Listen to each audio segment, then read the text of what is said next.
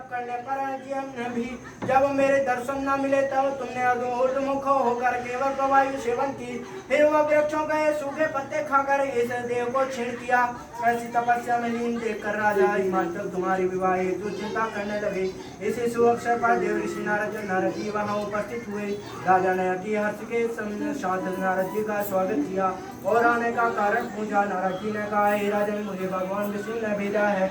मैं चाहता हूँ कि आपकी कन्या को योग्य वर प्राप्त हो, अतः भगवान विष्णु ने आपकी कन्या का वरण किया है।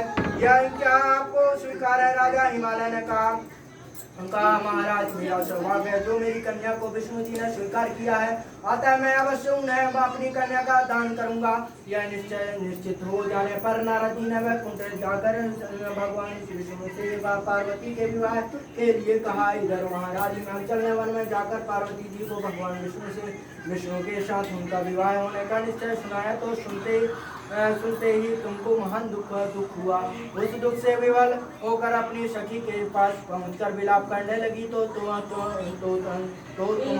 विलाप देख सखी ने कहा, देवी, मैं तुम्हें ऐसी गुफा में ले चलूंगी जहां महाराज भी ना पा सकेंगे। ऐसा कहकर सखी उमा सहित हिमाचल की गहन गुफा में विलीन हो गई। तब राजा हिमाचल घबराकर पार्वती को ढूंढते हुए विलाप करने लगे कि मैंने विष्णु को वचन दिया है, वह कैसे पूर्ण होगा। ऐसा कहकर मूर्छित हो गए। तब सभी पूर्ववासियों को साथ लेकर ढूंढने को महाराज ने पदार्पण किया और सोचने लगे कि मेरी कन्या को व्याघ्र खा गया, यह सर्प ने डस लिया, यह राक्षस हर के ले गया। उस समय तुम अपनी सहेली के साथ ही गहन गुफा में पहुंची। बिना अन्न जल के मेरे इस मृत को आरम्भ करके नदी की बालू की शिव प्रतिमा स्थापित कर विधिवत वन पुष्पों से पूजन करने लगे। उस दिन भद्रपद मास तृतीया शुभ पक्ष हस्त नक्षत्र था। तुम्हारी पूजा का फलस्वरूप मेरा सिंहासन हिल उठा।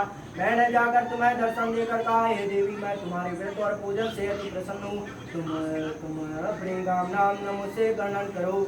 इतना सुन तुमने लज्जित भाव से प्रार्थना की कि आप अंतर्यामी हैं। मेरे मन के भाव आपसे छिपे नहीं है। मैं आपको पति रूप में चाहती हूँ। इतना सुन मैंने तुम्हें इच्छित वर देकर अंतर्ध्यान हो गया। इसके बाद तुम्हारे पति हिमाचल मंत्रियों सहित ढूंढते नदी तट पर मारे शोक के मूर्छित होकर के पड़े। इसी समय तुमने मेरी बालू की मूर्ति विसर्जन हेतु नदी पर पहुंचे। तुम्हें देखकर हिमाचल अति प्रसन्न होकर बोले, उमा, तुम इस भयानक वन में कैसे चली आई, जो अति भयानक है, जहाँ मनुष्य के प्राण संकट में पड़ सकते हैं। पुत्र, इस भयंकर वन को त्याग कर अपने घर को प्रस्थान करो।